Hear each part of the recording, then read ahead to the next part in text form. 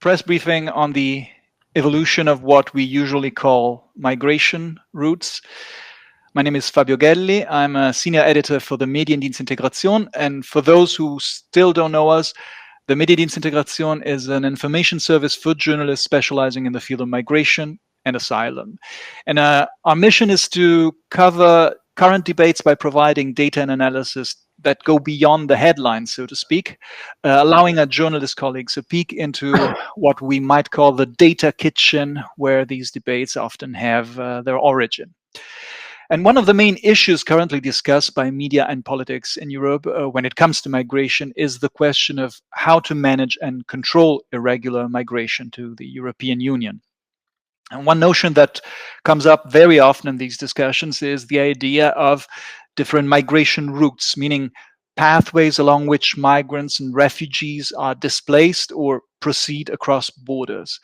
This idea is usually illustrated, at least in Germany, by the well-known photographs of long rows of mostly Syrian refugees crossing over on foot from Hungary to Austria back in 2015. On the basis of this assumption or this representation, several European countries have built fences and walls along these routes, totaling more than 1,800 kilometers of border security implements. Now, data analysis paints a rather different picture, made of complex crisscrossing lines across several borders using different means of transportation. And you can see, for instance, in the fact sheet that we published today and that I included in my mail yesterday, and you'll find the link also in the chat, you can see in the fact sheet that the number of people reaching Italy through the so-called central Mediterranean route has decreased over the first half of 2024, whereas the number of people crossing over from Belarus into Poland has increased. But these data don't really tell us much regarding where people on the move are, where they're coming from, and where they might be going to. With a bird's eye view, it's not really a flow moving along defined routes. It's more like a scattered cloud of people orbiting several nodes. And all analysis aside, of course, we should never forget that we're talking about people who in most cases are fleeing from life-threatening situations, and individuals with very individual stories, fears, and hopes. To capture the multiplicity of individual, social, geopolitical factors behind the evolution of migration movements, we brought together a panel today composed of experts who have been following the latest developments very, very closely. So we have, first and foremost, Laura Bartolini, DTM Operations Support and Analysis Coordinator. DTM stays for Displacement Tracking Matrix. She will probably explain what that means exactly. The Regional Office for Europe and Central Asia of the International Organization for Migration. She's worked on Ukrainian refugees in Eastern Europe, on migration through the Western Balkan, and she coordinates data collection activities in 15 different countries. Welcome, Laura. Roberto Forin is Deputy Director of the Mixed Migration Center and Head of MMC-Europe in Geneva. He worked as Research Coordinator also for the Center for Migration Policy Development, where he coordinated research assessment on anti-trafficking along migration routes in Europe. Welcome, Roberto. And last but not least, Mateusz Krępa is affiliate researcher in the Migration Research Center at the University of Warschau. He works on the discipline of security science and on practices of non-governmental organizations helping migrants in Poland and their relationship to state policy. Before I give the floor to Laura Bartolini, just a few brief remarks. Our panelists will each give a 5 minutes input in sequence. Everything that our panelists will say during their inputs can be quoted unless they explicitly tell us otherwise. And once we're through with the inputs, we'll start our question time. You can write your questions in the chat box on the right side of the screen, and I'll read them out for you. Please try to formulate your questions as clearly and briefly as possible. If you happen to drop out of the meeting, don't panic. Just find the email with the invitation, click on the link, and you will be brought back in. With this, thank you so much for being here. And Laura, you have the floor.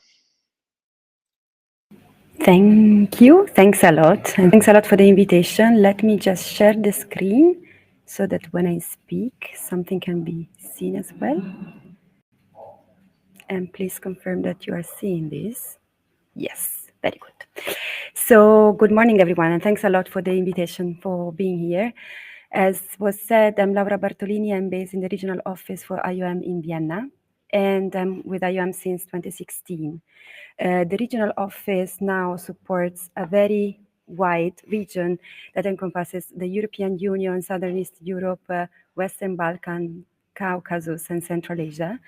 And for what we are now looking at, we are supporting missions that are looking into and working with anything that is related to mixed migration flows to Europe. So I have like 3 slides only just for touching upon 3 main points that I think they can be unpacked or discussed further in the Q&A session.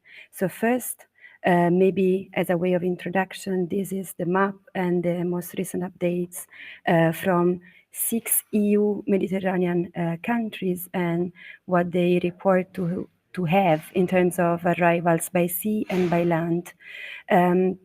Besides these 6 countries that you see, we also are covering the Western Balkan countries that you don't see here, but we also have, and you don't see them here because we would like to take them separately in the sense that almost everyone that also crosses through the Western Balkans is already being counted, or is most likely already being counted by either Cyprus, Greece, or Bulgaria as the first time they enter an EU member state. These are the countries where we have flow monitoring activities, and you also see that we have information about departure location and departure or transit countries in North Africa and Turkey to connect anything that Europe sees on this side of the Mediterranean with what is known about the missing migrants, but also interceptions and returns. These are maybe 2 or 3 points on the recent developments and the fact that, yes, this year we are seeing a slight decrease overall for Europe, and that this decrease is mostly and only due to the fact that arrivals through the CMR and to Italy specifically have dropped compared to last year, while for the other routes we are seeing slight increases or big increases as for what is happening to the arrivals to the Canary Islands through the Western Atlantic route. Maybe besides these figures and the fact that we tend to compile information on specific locations and anything that goes with the events in terms of arrivals, nationalities, and also departure points that are being used.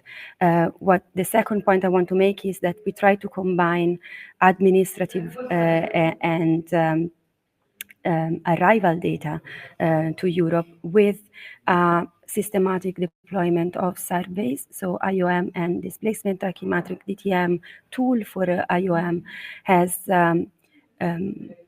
implements surveys in many of the countries that I shown, and in particularly in most EU and Western Balkan countries. You see here a summary of the main sample of last year for Italy, Greece, and Spain, just to summarize what are the things that we can grasp from those surveys. But we are also continuing this exercise in 2024, and we are deploying surveys in Spain, in Malta for the first time this year, and the Western Balkan countries, and we are soon restarting in Italy. Why we do surveys and how these are complementary to the compilation of data on arrivals, returns, interceptions. From these surveys, we try to have a better understanding not only on the main sex, gender, and nationality disaggregations that are almost always visible from arrival data, but we try to understand which are the main reasons for moving, the type and characteristics of the journey, how these are organized, what are the future intention of migrants that head to Europe, and also which are the main protection risks and the vulnerabilities that we are seeing most recurrently across any of these routes. You see here that the number of nationalities of arrivals in general and in our samples is very high. Last year we interviewed 54 different nationalities, and that the type or the profile, the main profiles that we see across any of these routes is not the same, it's quite different, and allows us also to understand if any of how this changes over time and how this can somehow react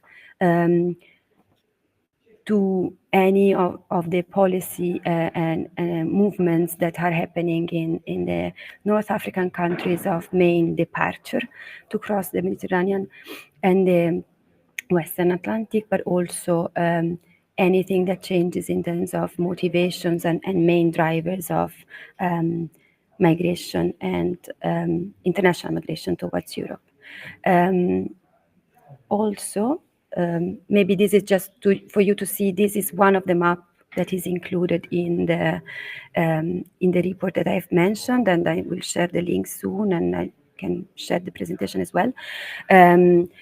The type of this geo-referenced data on where these people are moving from and which are the steps of the journey also allow us to have what we call as a more route-based approach in monitoring, studying changes and monitoring flows to Europe.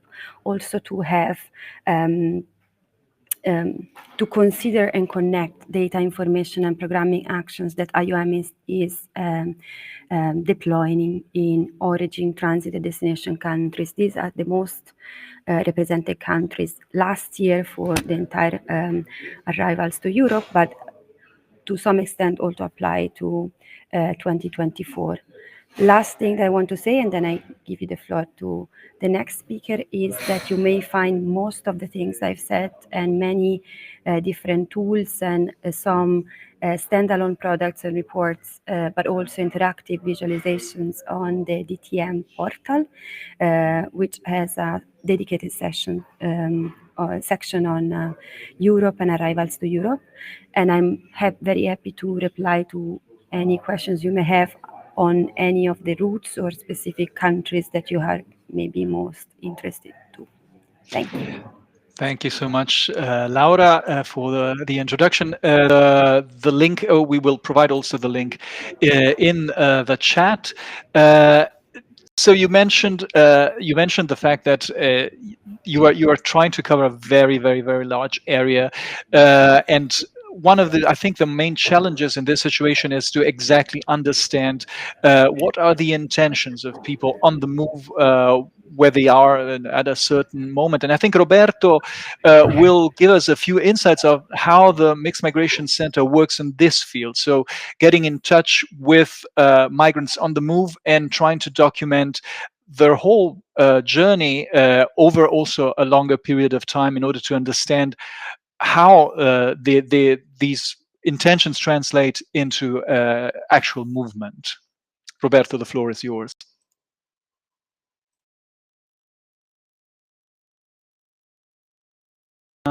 You have to unmute yourself. Thank you. Sorry. I was saying that in the meantime, I should have shared my screen. Can you confirm you can see? Super. So thanks a lot for the invitation. Thanks for organizing. Is indeed a topic that deserves to be unpacked and where data should be used to better understand the reality. So thank you very much for the invitation. Thanks for organizing. Thanks a lot to IOM colleagues for the introduction, which is always incredibly useful in terms of setting the scene and looking at numbers and at routes. So as you said, what I would like to do with my short intervention is to go a bit more into the detail and nuances about the journey, about the fragmentation of the journey, about the fact that journeys are not predictable or very unpredictable, and something also about the changes over time and space, which are very important. So I just wanted to say a few words before starting about who we are. We are not as known as the IOM, so perhaps a couple of words about who we are and what we do are needed. Also because it is linked to what I'm going to show you later, to the data we collect. So we are a research center. We are part of the Danish Refugee Council, which allow us to be linked to the field, if you like, because it's a humanitarian organization. We are a network. We have a global unit in Geneva, where I'm sitting, but then we have 6 regional hubs in Latin America, in North and West Africa, East Africa, Asia, and Europe. And then, as you can see in the picture, we cover nowadays the majority of the known mixed migration route globally in the 6 regions that I mentioned. Our objective is to contribute to a better understanding of mixed migration, globally speaking, to contribute to better informed migration policy responses and better informed, more evidence-based protection assistance responses. So we say that we have a knowledge objective, a policy objective, and a practice objective of programming. Being here today is very important to us in line of the first objective, the knowledge objective.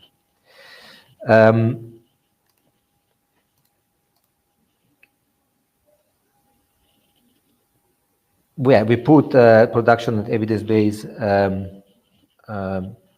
knowledge at the center. We do data gathering, research, informed programming, and policy engagement, as I just mentioned.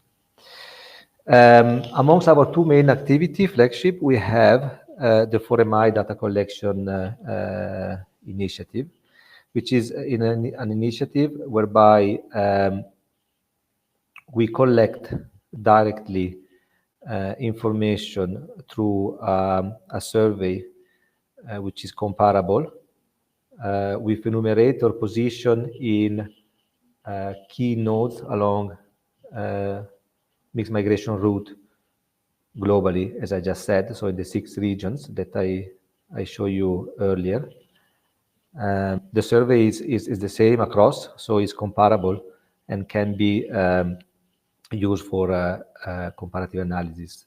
Since this initiative was established in 2014, we have collected approximately 200,000 surveys with a number of enumerators in several languages. And today, we have approximately 65,000 of those directly accessible and available through our interactive Forin dashboard, which is online, and which we like to really see as a resource for whoever is interested. So the rest of what I'm going to say in the remaining few minutes is mostly based on the data that is available through the portal. So the point I wanted to make is about fragmented journey. So probably for you, it's not a new news, as your journalist covering the topic. The journey are not linear. The journey from place A to place B in a specific given amount of time is very rare when it comes to movement toward Europe, but movement in general. There are many reasons for this fragmentation. The route and places where people stop change on the basis of the context. Think Niger. It has been a major hub, Agadez, for movement toward Europe. Then, as a result of a negotiation between Niger and Europe, an anti-smuggling law was imposed, very, very strong. And this has led to a significant reduction of movement. Then you had the conflict, you had this law being repealed by the new junta, and then movement resumed. And this all in a span of a few years. Just to give an example, we have many, many more. Often a journey happens step by step, from an initial destination to a following one, through what we call secondary journeys or onward movement. Take the example of people fleeing conflict and insecurity. They often first move out of arms, so where there is safety, but then they might still move further for other consideration, which is something I'm going to get back a bit later, linked to drivers. Think Afghans moving initially to Iran to seek safety, or to Pakistan, and then potentially from there onward, including toward Europe. As I said, this is linked to migration driver, which is always often very complex and interrelated. So people that seek safety very often, if not always, also have very clear economic consideration in terms of access to livelihood and opportunities.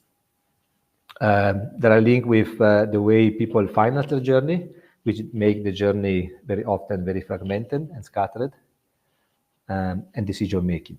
So just to put a bit of evidence around what I just said, I want to use a few slides from our dashboard. So what you see here is our dashboard, the interactive phase that you can use. What I did, I filtered, as you can see here, the 65,000 interview. I just filtered the interview that we conducted in Europe, so in Italy and Greece. And then I'm going to show you the result of the analysis of a few questions to explain the issue of fragmentation. So I mentioned at the beginning that personal circumstances very often have an impact on the way people move. One thing that is definitely having an impact is whether people are traveling with children. As you can imagine, if you travel with children, you're not probably going to be as fast as you are if you're not, and then many considerations might emerge in the context of movement when you have children. So if we look at the interviews we conducted in Europe, out of 3,000 people that we interview in Europe, almost 25% or more than 25% travel with children. So you can see that this is likely to play a role in the way people move. I mentioned something about drivers earlier. So I said, people do often have a variety of reasons for wanting to leave where they're coming from. And it's often a combination. Here you can see the answer to the question, why did you leave, is a multiple choice. And you can see that there are a variety of reasons that go hand in hand. So violence and insecurity is the top reason for people coming to Europe. But you can see, together with rights and freedom, but you can see that economic reason and personal family reason are also scoring very high and very often are mentioned together. So this also speaks to the complexity of journey. People might leave to a place for the reason of fleeing violence and insecurity, and then further move for other reasons. Destination. So here you can see the destination that respondent indicated when asked. You can see that Germany is the main destination among the people we interview, followed by Italy, UK, France, Sweden, and you can see the others. And then on the right, you can also see why a certain destination was chosen. You can see that economic opportunities score very high, better living standard, respect of human rights, access to services, so on and so forth. This thing change. The economy of a destination country change over time.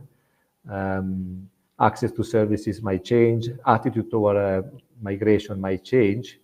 And this might change when people are on the move. And therefore, a destination is also something that is not set in stone when people travel and might change over time.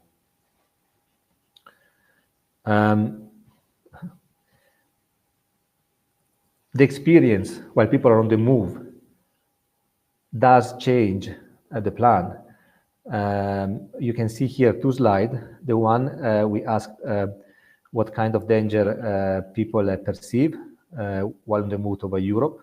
And I'm showing you two slides here. One is the danger reported in Niger, and the other is the danger reported in Iran. So I choose those two locations because they're quite early on, right? Niger is quite early on, even before crossing the desert, even before spending time in Libya, even before crossing the Mediterranean, say from Iran, is quite early on, before Turkey, before the crossing, before the Western Balkan, for those that enter. And even there, you can see is the darker line. 50% reported to have witnesses or experience physical violence, to have witnessed that, to have experienced detention, robbery, kidnapping.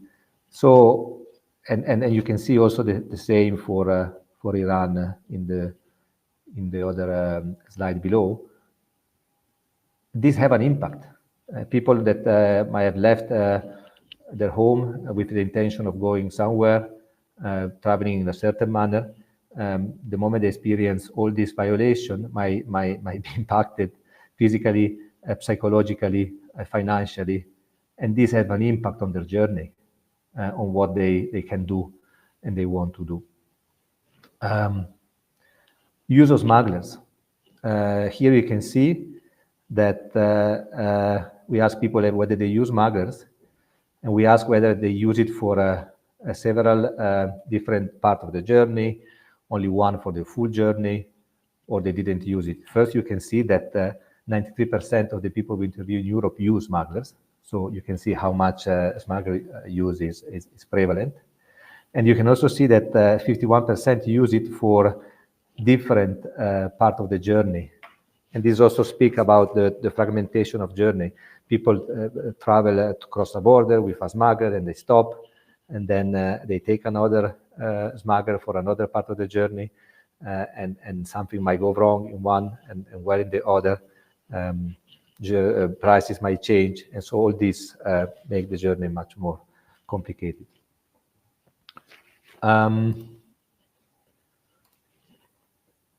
The financing of the journey. I almost done, Fabio. 1 more minute. Thank you. The financing of the journey is also very important. We ask people how they finance the journey, and more than 50% reported that they work to finance the journey as they move.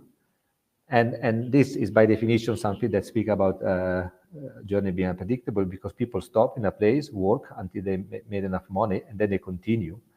Not often, not always they have access to the work that they're looking for. They might be stuck. So we speak in this case about involuntary mobility and so on and so forth. I think I'll stop here for the fragmentation. Just a couple of words about changes over time and space. All what I show you now, we produce it by looking at the response that people give, in this case in Europe, about their journey. We can sometimes compare the answer that people provide in Europe with the answer that people provide in Libya, with the answer people provide in Niger, and do a bit of route-based analysis. But what we are missing is how the individual experience change over time and space for the same people, which is crucially important. And for that, we have piloted longitudinal data analysis, whereby we re-interview the same respondent over time. So when we do the first interview, we ask consent for contacting people, and then we recontact them 2 or more times over time. As we speak, we are doing this data collection in Niger, Tunisia, and in Italy. We just finished baseline, and we are about to then start the longitudinal follow-up that will be conducted every 6 months for a period of 18 months with the same respondent.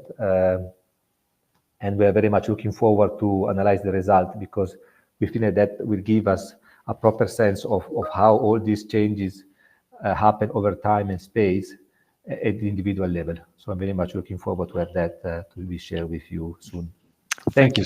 Thank you so much, Roberto. A lot of information, and we covered now a broader area. We discussed parts of Africa and Asia.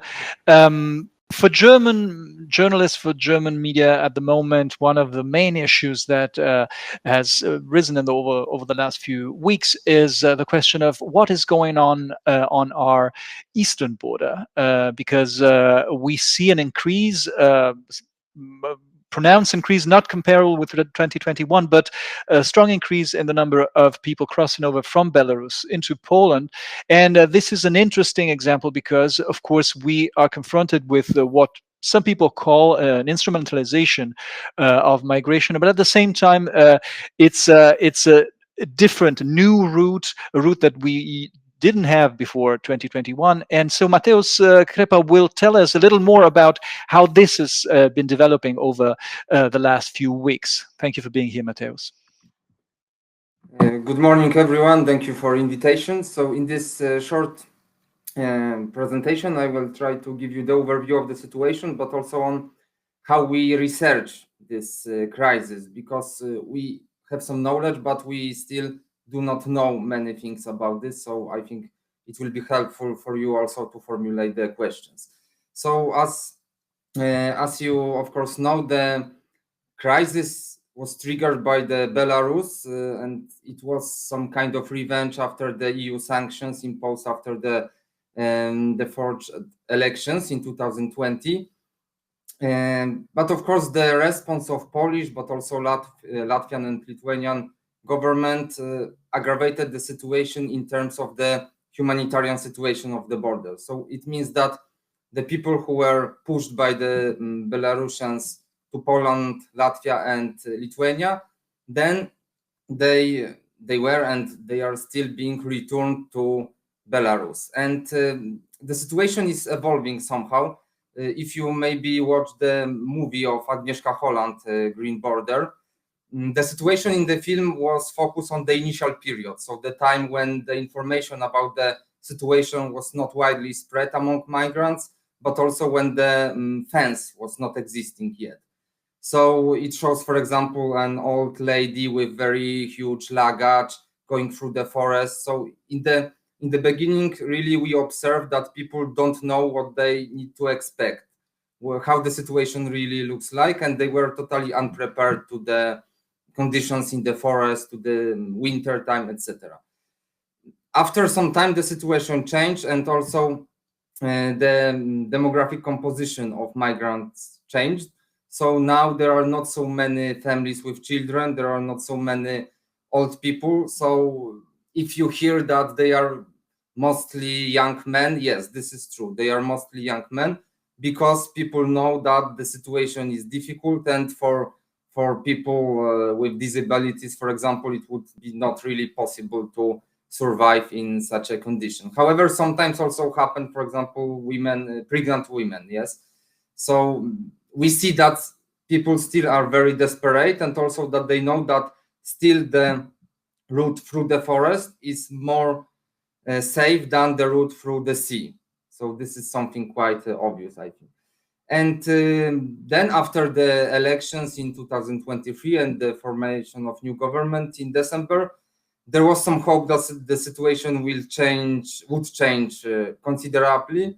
However, as we were observing also the governments of Lithuania and Latvia doing very similar policy as the Law and Justice government in Poland, I think it was quite probable that the change would not be very, very extreme. And actually the policy is still focused on tightening the border and on the control of the border, which is also linked to the fact that Poland is part of the Schengen and the Dublin system. So people who cross Poland and go to Germany, for example, they are sent back to Poland again. So it means that if people leave Poland to Germany, it produces tension between two countries. That's why, of course, the government is focused on control of the border.